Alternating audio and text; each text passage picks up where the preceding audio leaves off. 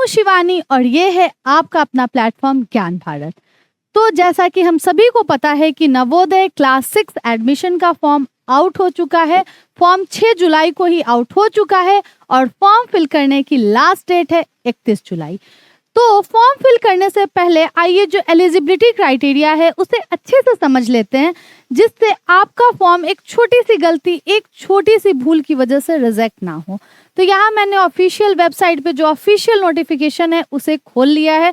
आप भी अपने मोबाइल पे, अपने लैपटॉप पे, अपने पीसी पे आराम से नवोदय विद्यालय समिति किसी भी सर्च इंजन, गूगल हो गया, बिंग हो गया, वहाँ टाइप करेंगे और ऑफिशियल वेबसाइट पे लैंड होकर ये देख सकते हैं, समझ सकते हैं। तो चलिए आइए बात करते हैं।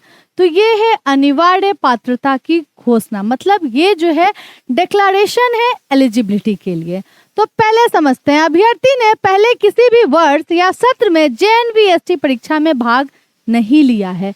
अगर आप इस साल अप्लाई कर रहे हो फॉर्म के लिए तो ये आपका पहली बार होगा जब आप JNV-ST एग्जाम में बैठोगे।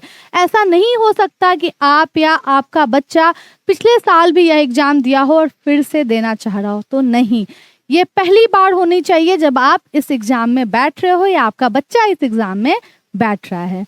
चलिए दूसरे पॉइंट को समझते हैं। अभ्यर्थी कक्षा 4 से प्रोन्नत होकर 31 जुलाई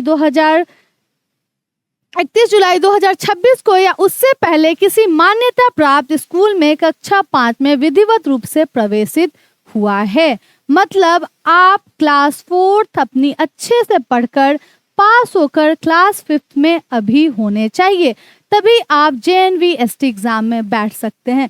यहाँ जो डेट है 31 जुलाई 2026, इससे पहले, मतलब इस डेट से पहले आपका क्लास 5 में पढ़ रहा होना अनिवार्य है।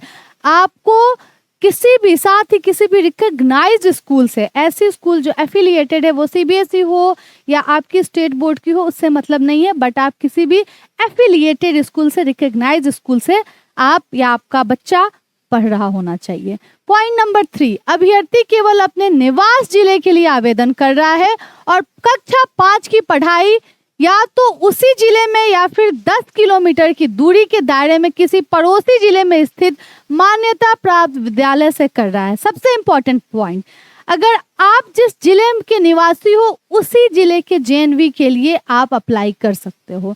अब मान लो आप, जैसे कि मैं हूँ पटना की, तो मैं पटना की हूँ, तो मुझे अगर अप्लाई करना होता तो मैं पटना जिले के लिए ही करती। अगर मैं पटना की हूँ तो मैं मुजफ्फरपुर गया या दूसरे जिले के लिए नहीं कर सकती। हाँ, एक कंडीशन है कि आपकी जो क्लास 5 की पढ़ाई, आपका जो क्लास 5 का जो स्कूल है वो आपका उसी जिले में हो या 10 किलोमीटर की दूरी, जिसे कि हम बोलते हैं रेडियल डिस्टेंस, उसी दायरे में हो। ठीक है, पड़ोसी जिले में भी हो लेकिन आपके जिले से, आपके निवास से 10 किलोमीटर की दूरी के अंदर ही होना चाहिए, तब आप एलिजिबल हो फॉर्म फिल करने के लिए।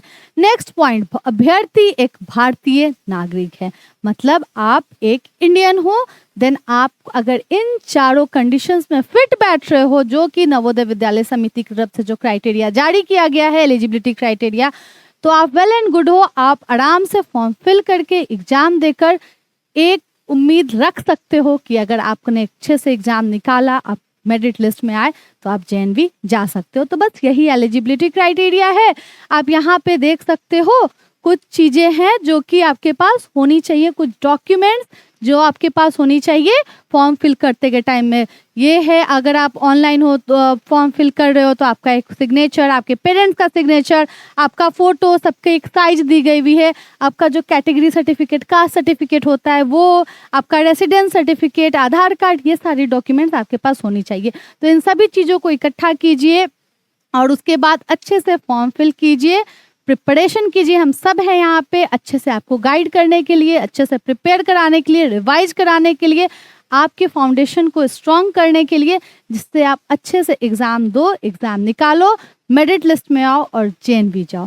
चलो तुम फिर मिलते हैं अगले वीडियो में कुछ नई जानकारी, JNV से रिलेटेड किसी नई जानकारी के साथ। तब तक अपना ध्यान रखिए। धन्यवाद।